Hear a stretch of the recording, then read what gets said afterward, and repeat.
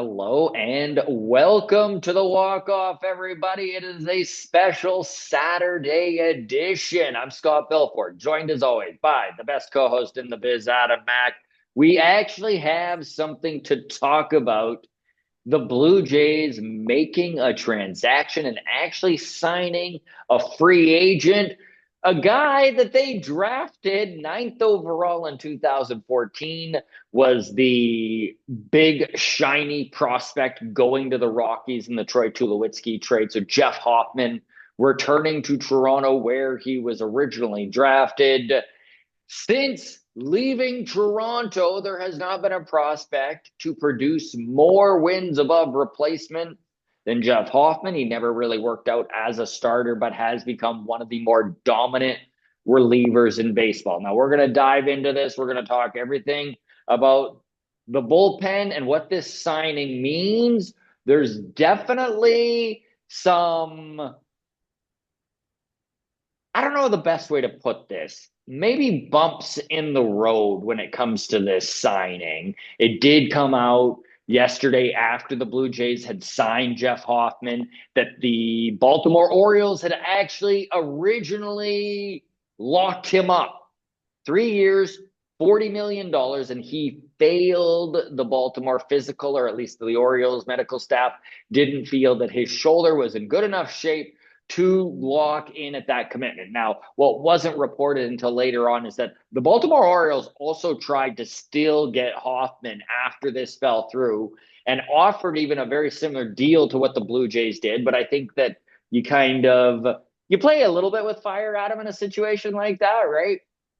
Putting down a deal and then pulling the deal and being like, actually, we are still interested. Like, it might have just been bad blood at that time. Maybe that's the wrong way of framing it, but I'm sure Hoffman and his camp was a little frustrated with that.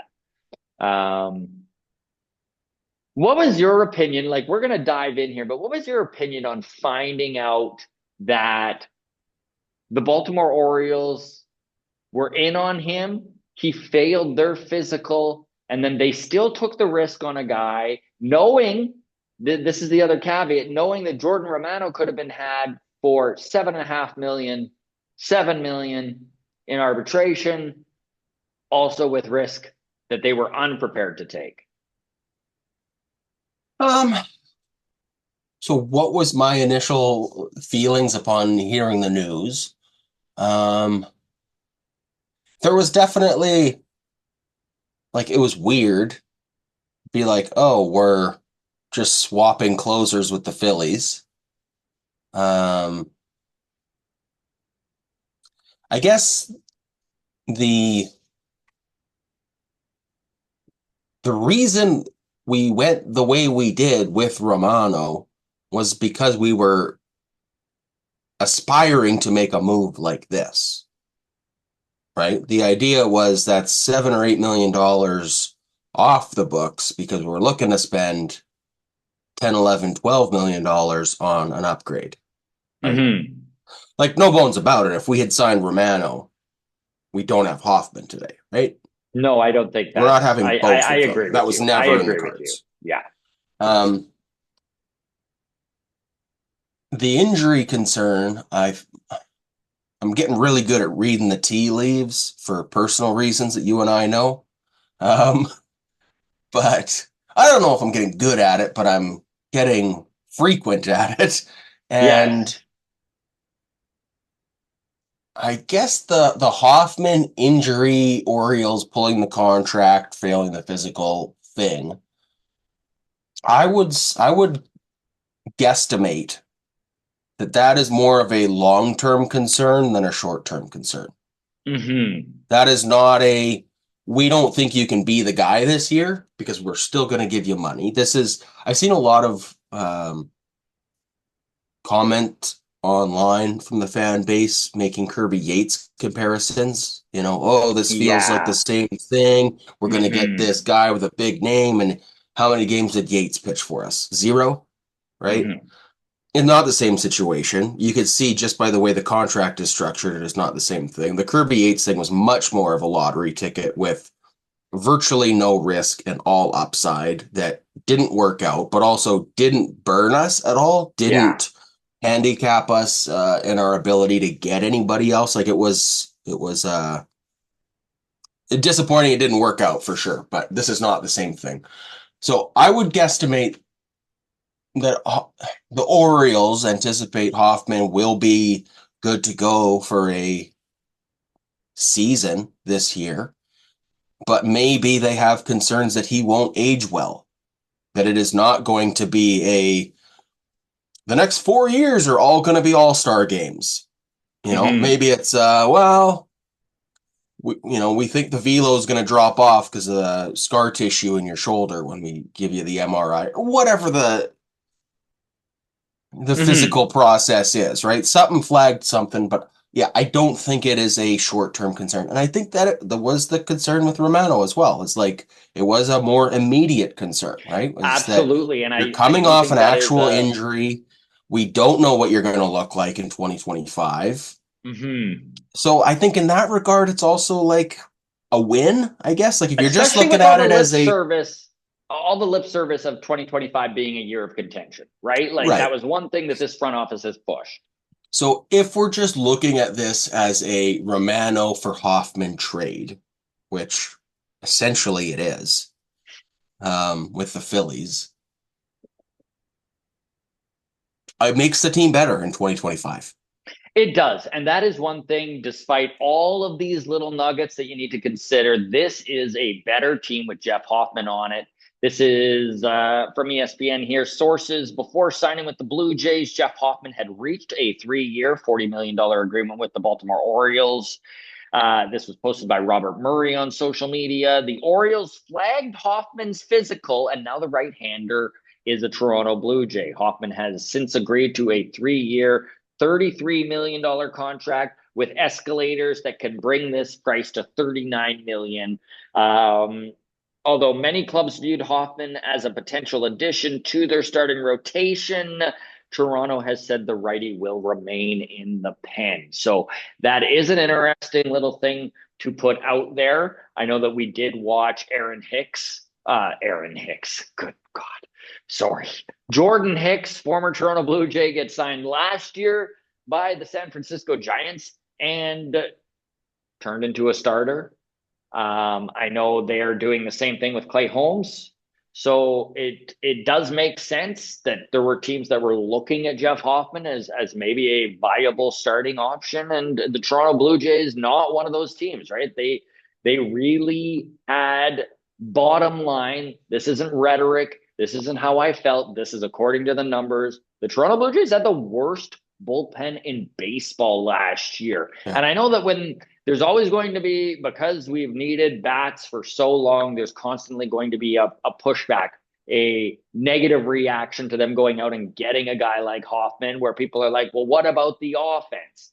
But the offense was mediocre last year. Not good enough, obviously not good enough. And that is not my argument here. My argument is that the team was a combined 101 weighted runs created plus, so right at that average line. Bullpen, worst bullpen in baseball. So this needed to be addressed, and I think that finally you look at what this bullpen could be. I'll pull up the potential bullpen here, and it looks so much better than it did just one day ago. Jeff Hoffman, obviously at the top of that bullpen.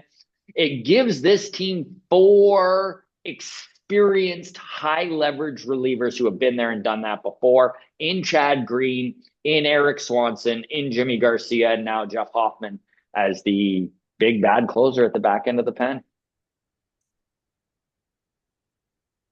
Yeah. When everybody's in lower leverage, it's every name is less scary. Mm-hmm. I mean, even if you In a look good at way. I mean for the fan base, not for the opponents. and that's a very good point. Like as a fan base, yeah, I would far rather see Jimmy Garcia coming in the seventh than I would like to see Nick Sandlin coming in the seventh. No Yeah. offense to Nick Sandlin, I think he's going to be a very valuable piece. Kind of fit in where Hmm. Adam Simber did in Hmm. 2022, 2023, right?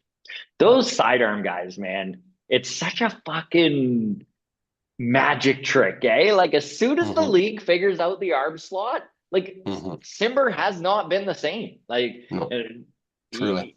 you, you can literally almost be discarded out of the league once because it's so hard to readjust once you've I feel like lowering the arm slot's the final straw, right? Like it's like, okay, maybe coming from down under, they're not going to be able to see what I'm putting on the ball. And then once they figure that out, it's like, all right, well, you pulled out every trick you can. The kitchen sink's been throwing.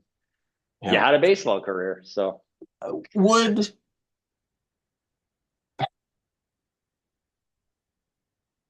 I already know which direction you would go?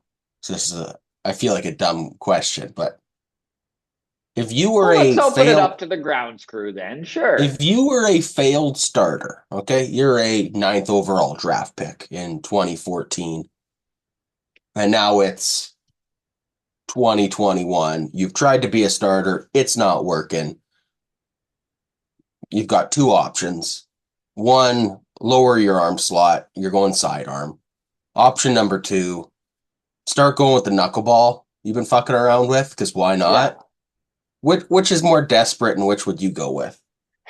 I already know your answer, Yeah, knuckleball's probably more desperate. I don't know.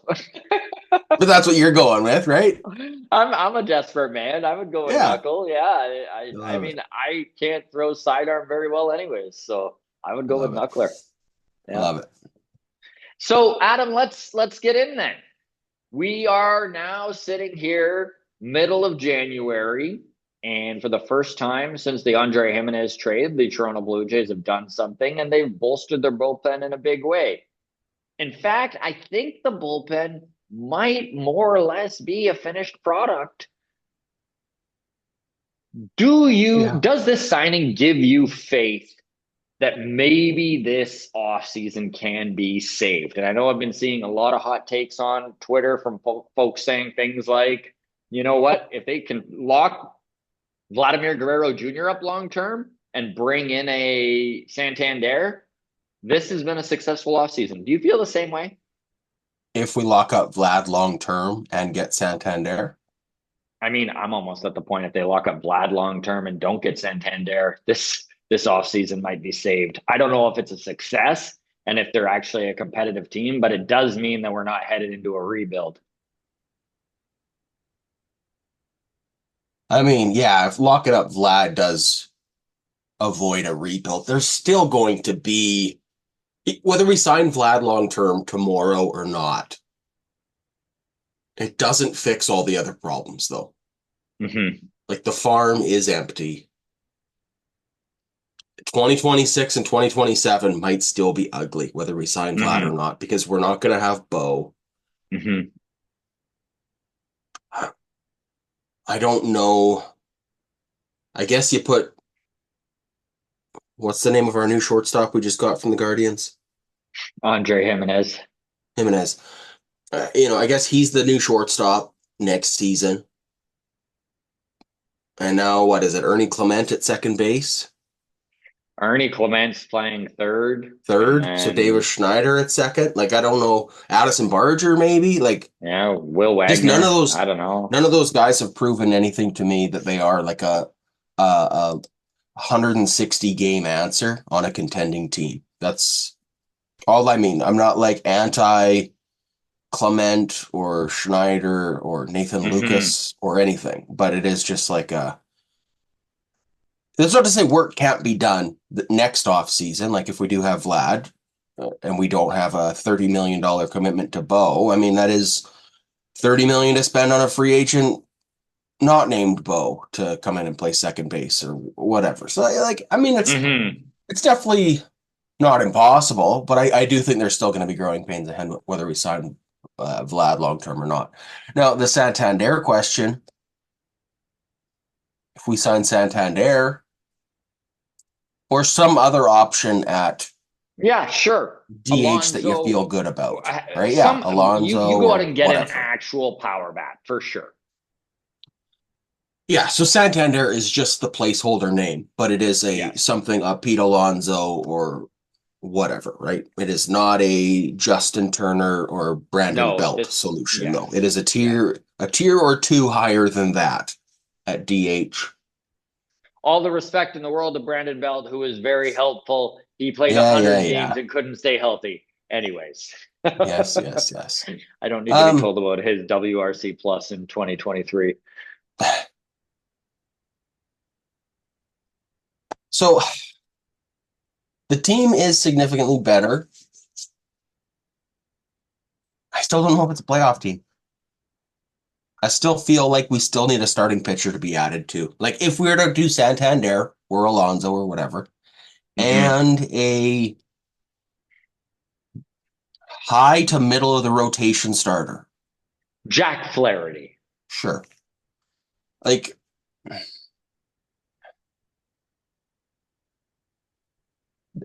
I Even just then, you don't still feel need good so about much to go 4 and 5. Yeah. Like it is you need the bounce back year from Gossman. You need Barrios Need to it. just be the best case scenario of himself.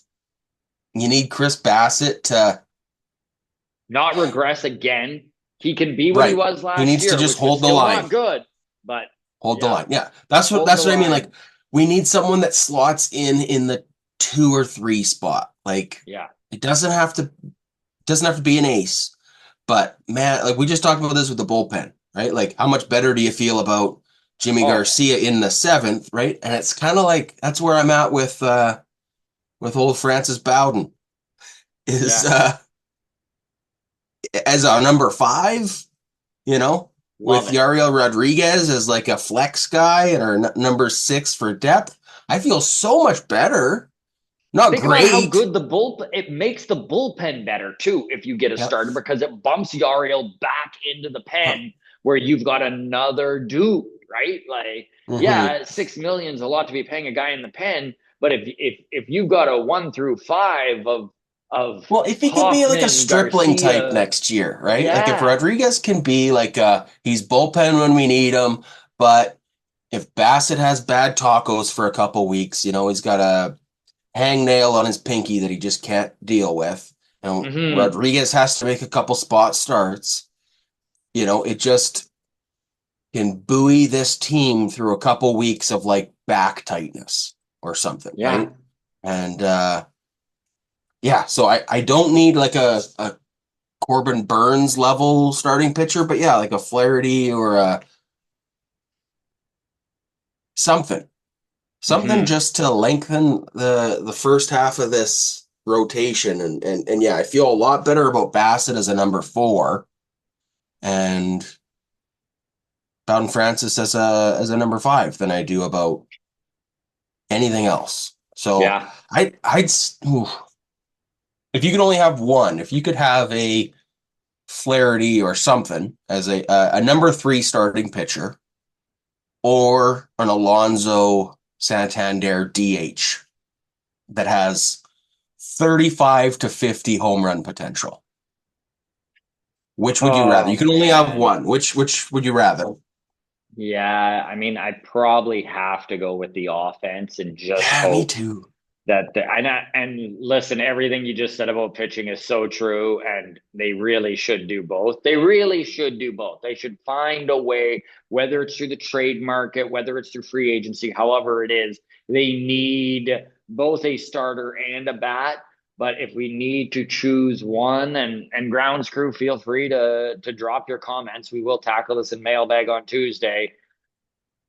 I got to go with offense in this case. Are you in the same boat here, Adam? Like, do Yeah. you feel, yeah, like I Yeah, just, like my gut tells me that I'd rather have the starting pitcher, but not at hmm that level. Like if it was Corbin Burns or like a Cy Young level guy, hmm I I feel like the smart answer is to take that guy over the DH.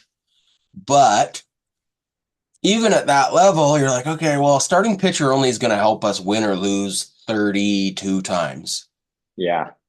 DH might be in the Give me the lineup guy 160 helping times, right? 162. And I like the way you put that.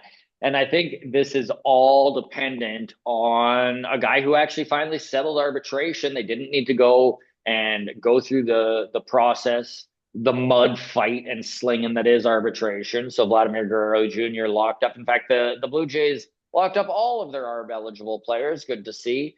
Vladdy getting one of the biggest arbitration numbers in history with his 28.5 million. If you are into numbers and just into value propositions, Chris Black at Down to Black on Twitter, we've had him on the show numerous times. He's done Baseball Town, incredibly intelligent baseball mind. He has a thread where he kind of breaks down the value prop of Vladimir Guerrero Jr.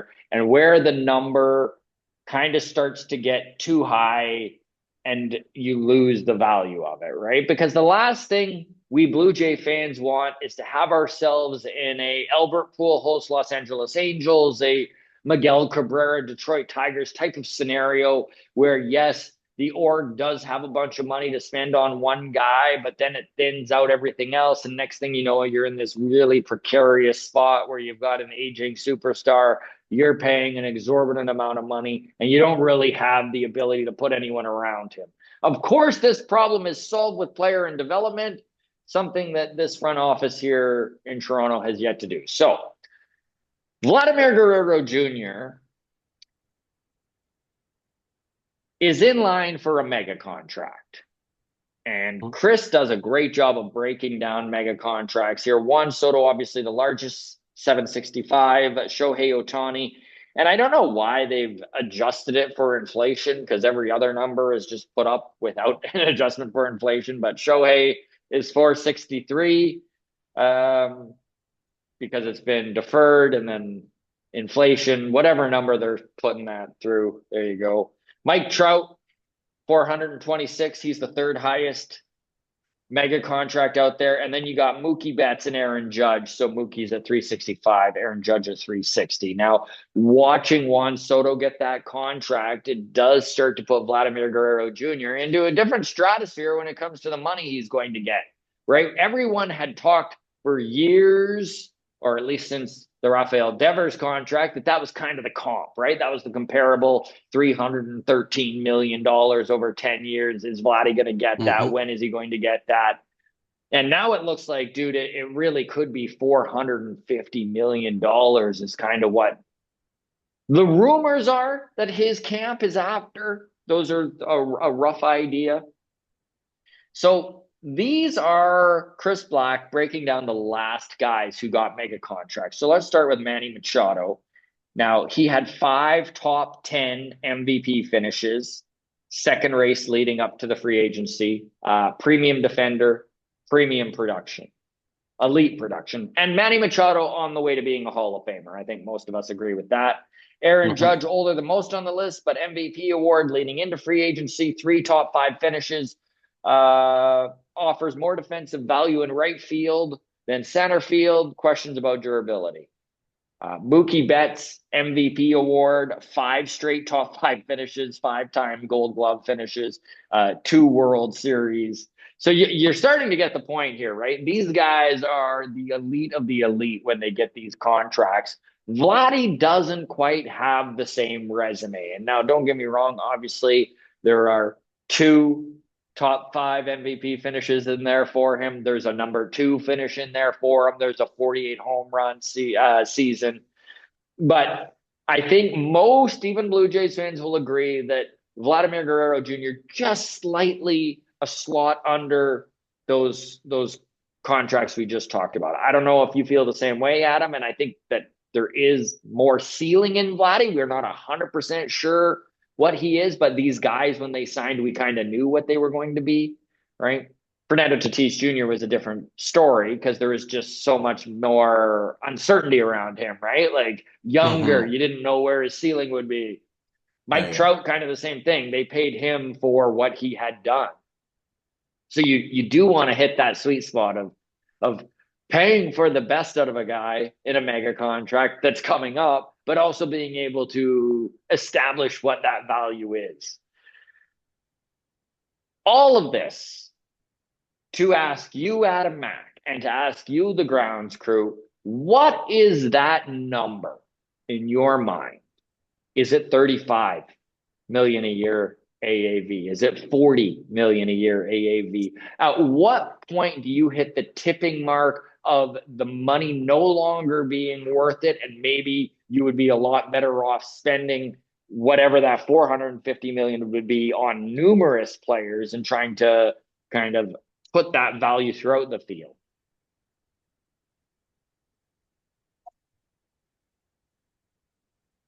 I don't know. I don't know if there's a number I couldn't pay on Vlad right now. I think we got to take the risk on whether he has. What? Sorry, what did you say? Chris Black said the contract he was looking for was how much? So it For wasn't Chris Black. It was actually Hector Gomez who had put sorry, out that it was around 450. Supposedly, the Blue Jays put another offer in that is much, much closer to what Vladdy is after than the 330 we heard that they had put in right after the Juan Soto deal. right. Probably something spiteful like 449, just so they can call it a win. Um, over what though? Over 10 years? Over 14 years? Do we know the length of this 450 million ask from Hector? Nope. No. The guess is somewhere between, my guess is somewhere between 10 and 15, right? I don't know. Yeah. I mean, what was Soto's deal? Was that 14 years? Yes. So I don't know why you would want a deal for 10 years if you're Vladdy. Like I just don't know why you wouldn't force someone to buy the last 4 years of your career if they're already giving you half a billion. I think there's only one way that this works. And I do It's a think that 30-year-old opt-out. that's kind of where I'm at, right? Like Right. if you're going to You give me a just do 10-year 10 deal, but I'm years, opting out after five. you give him an opt out after 5. And then that Yeah. way at 30, he still has the ability to, if he It's the wants, Manny trade Machado for it, route. right? So exactly. So I don't know Okay. if maybe that's something, but 45 million a year seems crazy high though. Like if it's it 450 does. over 10, that's a Yeah. lot. No, it's too much probably if it's over 450 10. over 14 is 32 million a year, which Right. feels like those are going to be Too expensive low. years when he's 38, but I It get it. does.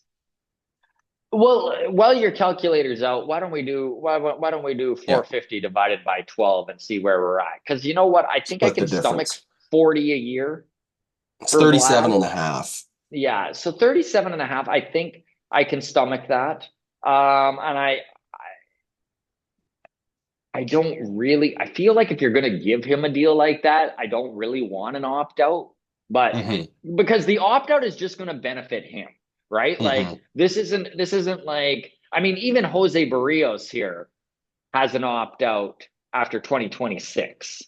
And I don't think he's going to take it because those last 2 years are his big paydays of like 28 million a Yeah, yeah. season. I need to look it up. I might be off by a mil or two there, but um, so it depends what the Blue Jays do. Maybe they do get creative and do backload the contract so that it is very appealing for him to not opt out at 30.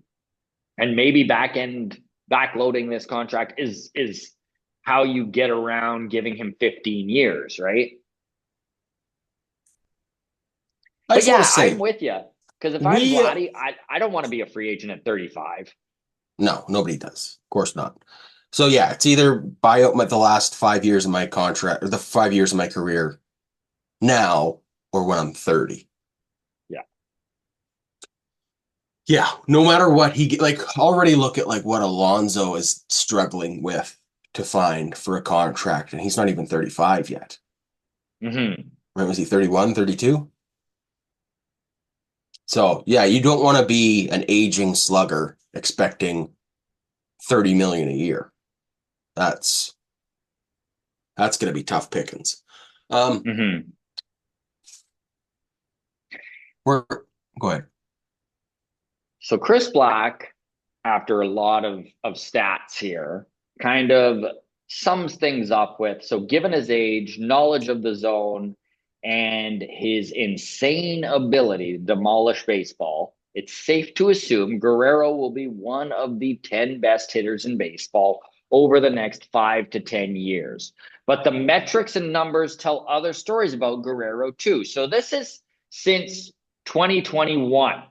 Vladimir Guerrero Jr. ranks. Home runs, he is sixth in baseball. RBIs, he is sixth in baseball. On base percentage, he is 11th. Slugging percentage, he is 13th. Weighted runs created plus, he is 9th. WAR, wins above replacement, he is 25th. Defensively, he is 475th. So defense is where there is the drop, even though he does have a gold glove at first base. Mhm. Yeah, but And you've also got guys like Dalton Varsho that would be way higher than he would. Like you'd never yeah, prefer Dalton yeah, Varsho over yeah, Vlad. yeah. Um, And that's the thing when you got guys like Andre Jimenez and Dalton Varsho is that you can afford to be a little sloppy defensively at first base, right? Now the when we say that he was sixth in RBIs and sixth in this category and 10th in that category, that's over the course of his career, I'm assuming. That's since 2021. So that's since his big year till now. So the last 4 years. Okay. So we're excluding the rookie season. We're excluding the 2020 weird season, Yeah. which is fine. I'm all good with that. But what I would like to do, not me, but someone in the grounds crew maybe can get on this, is do the homework and figure out where he ranks with guys that are his age or younger, Mm-hmm. right? Like if we're comparing what he's doing as a 24-year-old versus someone who's a 28-year-old and in the meat of their prime, right? Like that's where it's like, well, of course the full-grown man is going to out hit the young kid, right? Like that's Mm-hmm. where when Mm-hmm. we compare his numbers to Aaron Judge or his numbers to So here's an interesting Chris Black took. He said, okay, here are their age 22 to 25 numbers of Miguel Cabrera and this is Vladimir better. I Guerrero like Jr., this already. right? Two truly gifted hitters starting their careers at third, move to first, long-term DHs, not getting much, if any, value beyond the bat. But you probably don't care. It's worth pointing out Cabrera had his best season at age 30. So again, this is age 22 to 25. Mhm. Vladdy is beating Miggy when it comes to WAR, right? 18.8 WAR for Vladdy versus 16.9 for Miggy. Games played, Vladdy holds a 3-game lead, 363 to 363. Sorry, 366, 336 to 333. Yeah. Games played is kind of irrelevant, or Yeah, is pretty relevant here for the stats, just so everyone knows. Like it's a pretty we're comparing a comparable similar sample amount. size. Yes, yes. Plate appearances, Vladdy leads by 60, so they're both just over 2,700. Essentially the Hits, same. hits. Miguel Cabrera leads in 761 to Vladdy 721. Home runs, Vladdy leads 136 to 130. RBIs, Miggy leads 476 to 405. Stolen bases, irrelevant. Vladdy has a Mhm. slight edge. Batting average, Miggy holds the lead there, 318 over 293. On base percentage and slugging percentage, Miggy also holds a little bit of a lead there, 391 and 557 to 370 and 317. Anyways, all of this to say, the numbers of Vladimir Guerrero Jr. and Miguel Cabrera are incredibly close. Their OPS plus Mhm. 146 to 147. Their slugging just slightly varied. So again, Miguel Cabrera, Hall of Famer.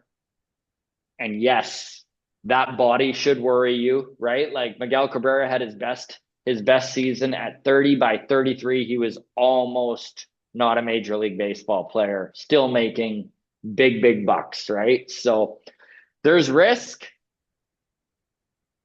I don't want to see a rebuild, and I'm just prepared to take that risk. And you know what? Scott in 10 years could really look back and be like, that ignorant prick. He didn't know what he was putting future Scott and future Blue Jays fans through now that we're tied to this rock. But right now, I mean, there's not a lot of talents like Vladimir Guerrero Jr., and there's not a lot of talents like Vladdy who are prepared to go to Toronto. We're seeing it firsthand. So maybe going with the guy you know and the guy you love and the guy who wants to be here, even if you got overpaid to do it, is the way to go because you might not have another opportunity to get that sort of player. Yeah, it hope he comes back. I don't know. Sure would make this offseason feel good. We'll wrap up here just with the fact that you know what, the Blue Jays finally made a signing, Jeff Hoffman, back to the Toronto Blue Jays, the It's a organization that positive. drafted him. Vladimir Guerrero Jr. and the Blue Jays avoid arbitration. So at least they don't need to drag each other through the mud, and maybe a extension is the next thing, the next piece of news we hear as Blue Jays fans. Fingers crossed. Thank you so much, everybody, for following along. Drop your comments. It's going to be a big mailbag, I'm sure, especially with finally some fucking stuff going on in Blue Jays land. So let us know. What do you think about the Jeff Hoffman move? Do you like it? This team is obviously better with him on it. Are they good enough? No. Do you think they're going to add a bat? Where are you at on Vladimir Guerrero Jr.? We'll dive in on Tuesday. Take care of yourselves, everybody. Cheers.